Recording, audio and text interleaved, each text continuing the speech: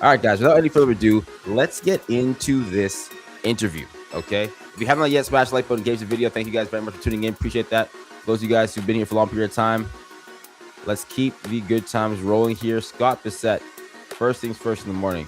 Here we go. Joined by U.S. Treasury Secretary Scott Bessent. It's a great pleasure to have you here. Joe, good to see you, Joe. Welcome to Davos. It's great to be here with you. You've been before. We've all been before.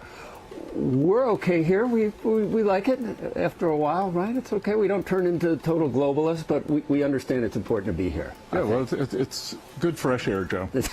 And we have a great view.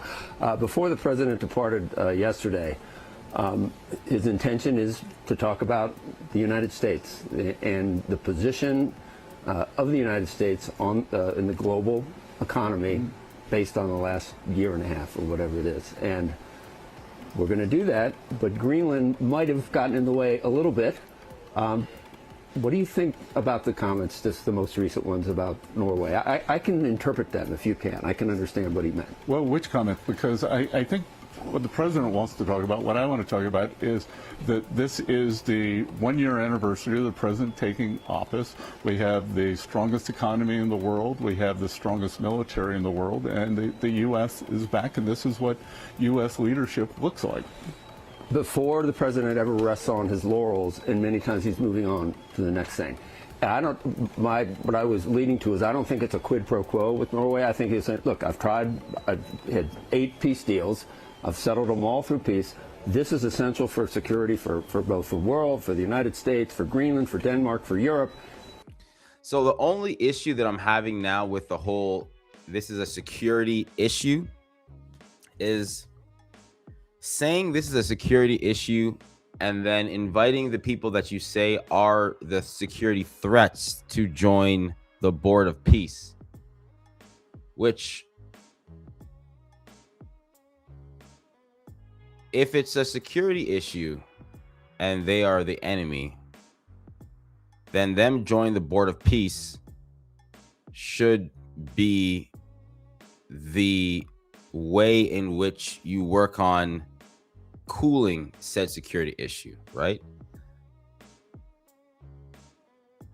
To attempt to threaten or take over allies' territory because of an enemy that you're also asking to join, it just does beg to ask what the hell's going on.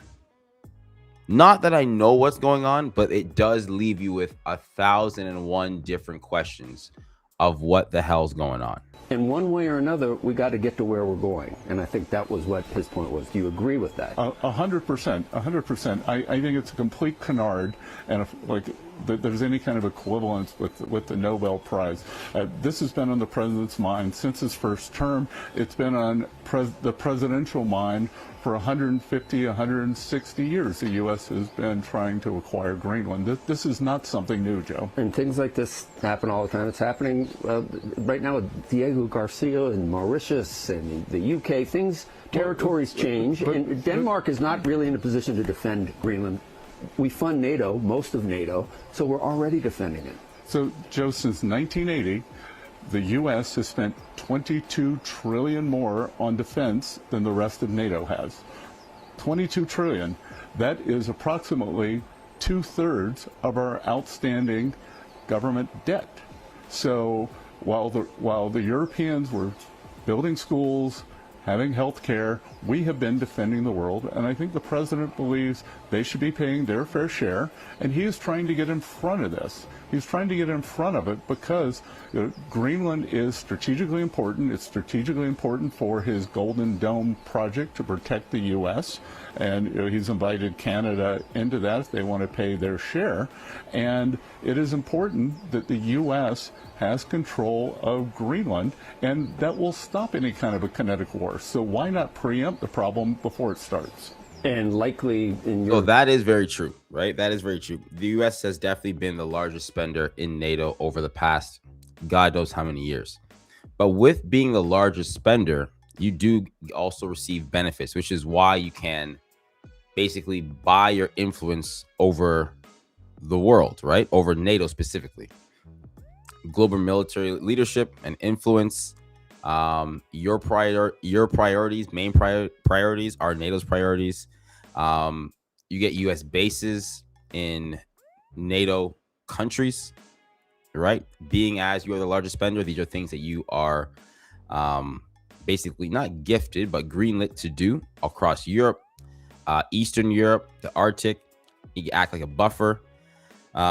Logistics, manpower. There are several different things that come with it. But that being said, there is still a lot of money being spent. And if the money being spent is something that needs to be addressed because you want results, that to me could easily have been a board meeting and could turn into a board meeting because they're meeting in Davos right now. So for those of you guys who are in the Discord, for those of you guys who spoke with me, that were seeing me talk this weekend, basically what they're doing, or what they are said to be doing in Davos this weekend, is basically what I was saying they should have been doing from the get-go, right? Which is just basically have a meeting. It's going to end up being like this anyway. It's going to end up being a conversation in the end.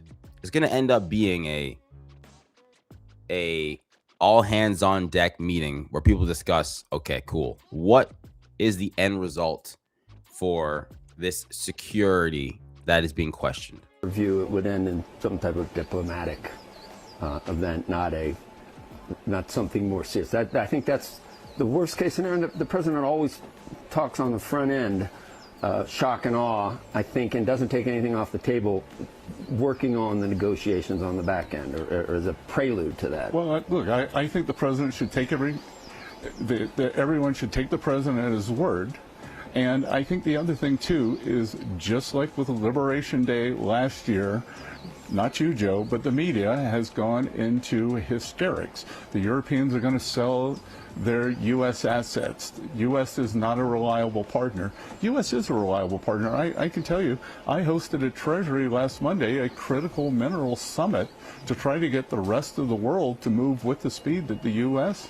is to avoid this chokehold that China has on critical minerals. So we had our G7 partners, Mexico, India, South Korea, and Australia there, and this is what U.S. leadership looks like, Joe.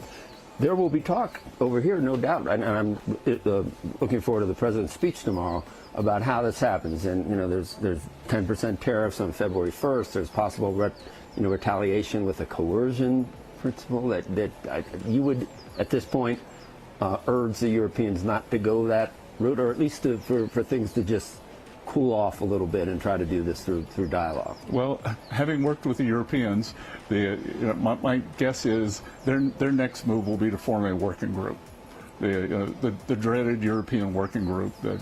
We've seen a lot of working groups over the decades. We've seen a lot of working groups. It's hard to make decisions in Europe. It is, and sometimes. Well, Joe, four years into the Ukraine war, they're still buying Ukraine energy. They are buying refined products from India made from Russian oil. So 4 years in, the Europeans are still financing the war against themselves. All right, let's talk about. But Joe, what I do want to say is, yes, same thing that I said after Liberation Day on April 2nd. Everyone, take a deep breath. Do not escalate. Do not escalate. And President Trump has a strategy here. Hear him out, and then everything will be fine. When I hear people say the U.S. is in dire straits, there's chaos, et cetera, et cetera. I just list about 5 or 6 things. Okay, stock market, new highs almost every week. I don't know about today because there's a lot of tumult around what we were just talking about. GDP, multi-year highs. Unemployment, basically we're at full employment. Inflation 2.7%, depending on what you talk about, or down from as high as 9%. Southern border is secure. Trade deals all around the world. Trillions of dollars of investment flowing here. I was asked, where's the rub? Why so sad? Again, I think the president's had an incredible year. He's done peace deals, trade deals, and tax deals. We have the one big, beautiful bill done on July 4th. On the corporate side, full expensing for equipment, for factories, for farm structures, for working Americans, no tax on tips, no tax on overtime, no tax on Social Security, deductibility of American-made cars. We're going to see record tax refunds. I'm also the IRS commissioner. I can tell you we're going to see record tax refunds coming out in the fourth quarter for working Americans. We've had a CapEx boom, up 12%. History will tell you CapEx boom always follows an employment boom. I'm not sure. We are the envy of the world. We have higher nominal growth than China. Let's talk about the nominal growth. Are numbers that, when you say them, it's hard to even grasp it. So 8% is possible at this point. Well, that's what it was in the last quarter. I think if you had it was 7 or 8%, and we are moving along at a great pace. And again, the president's economic agenda was a three-legged stool: trade, tax, and deregulation. You know what's really kicking in now, Joe, is the dereg. That takes the longest. That takes the longest, but we're seeing it. We're seeing it. Treasury and the financial regulators, safe and sound deregulation in the banking system, getting more lending into the regulated banking system. Oliver Wyman believes that we've created $2.5 trillion of lending capacity that can go. I have made a big push on Main Street with small banks, community banks, because they power Main Street. And I think Wall Street can do well, Main Street can do well, and I think we're about to see it in spades for 2026. When you said that in this term. Also, guys, quick heads up. So I saw some news today that obviously, it is what it is. We don't know if this is actually going to happen or not. Everything's been very much he say, she say, bunch of BS anyway. So listen to this. There may or may not be a decision coming from the Supreme Court today in regards to tariffs.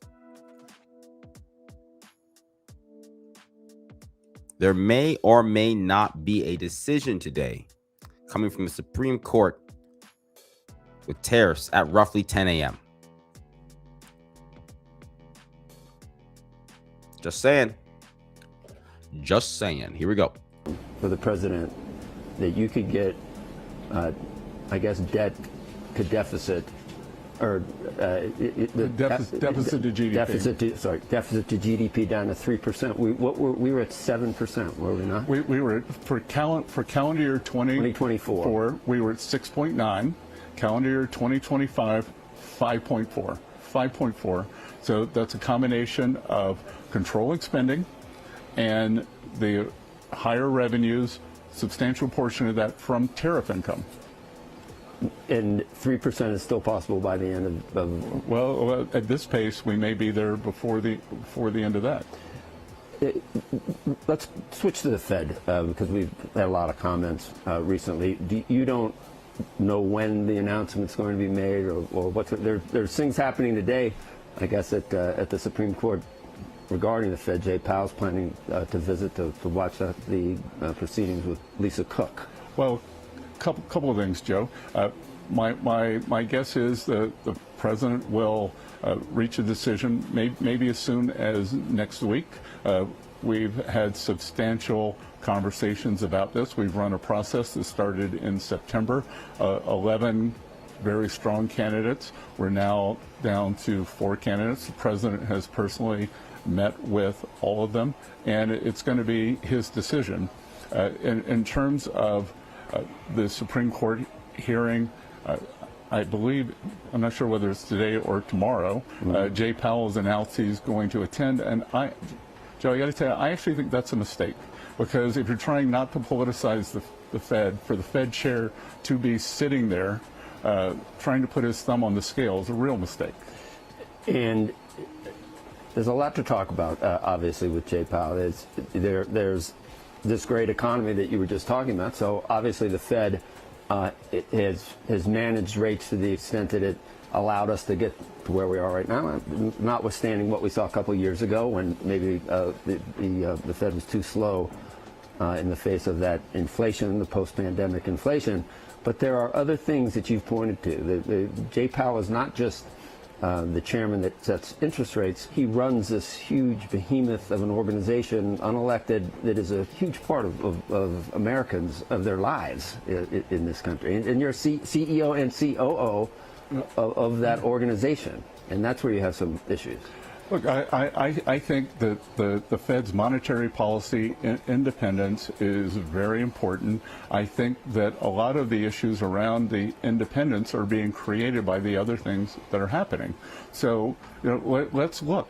Under Chair Powell's watch, we will have seen between 4 to 6 governors and presidents have to resign for ethical issues. That's out of 19, Joe. If that happened at a Wall Street firm, CEO would be out. If that happened at a Wall Street firm, the SEC would act like the blind mice, 3 blind mice, and not do a single thing.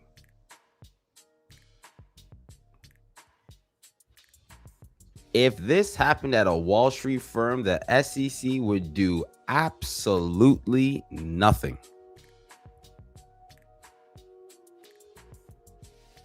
Not a god dang thing.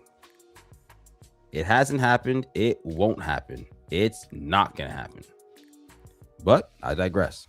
We found out in hindsight most of the time. We're not sure why. It's not transparent. And it's not transparent. And again, the independence does not mean lack of accountability. The Fed has a special obligation to the American people because it influences their lives, but they are unelected.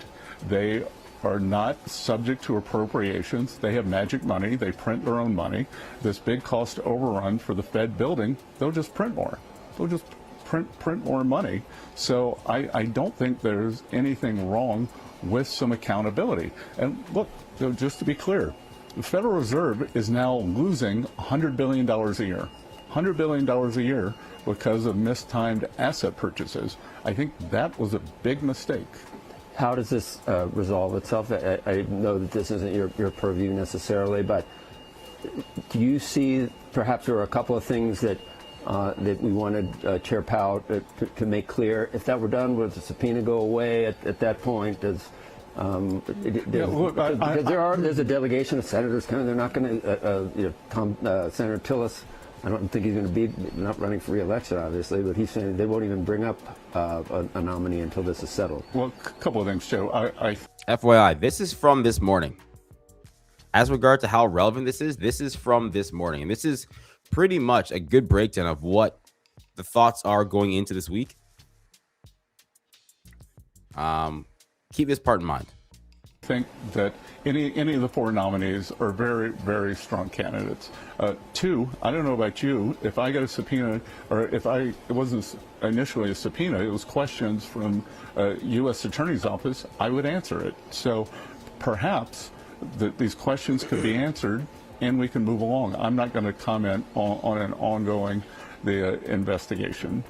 I think I saw another interview you did that we need, in your view, a Fed chairman similar to Greenspan that cannot get too agitated about a hot GDP number and think it immediately translates to resurgent inflation because of productivity. Well, it's clear that we are at the nascent stages of a productivity boom, not unlike the 1990s. I tell all your viewers, go back and read Bob Woodward's book, Maestro, about Alan Greenspan and how he correctly let the economy run hot, that we had very substantial GDP growth. We were able to pay down a lot of debt. I don't know if you remember, Joe, but in the end of the 90s, there was talk, well, what are we going to do if there's no government debt? Or what if we're going to do if there's not a deficit?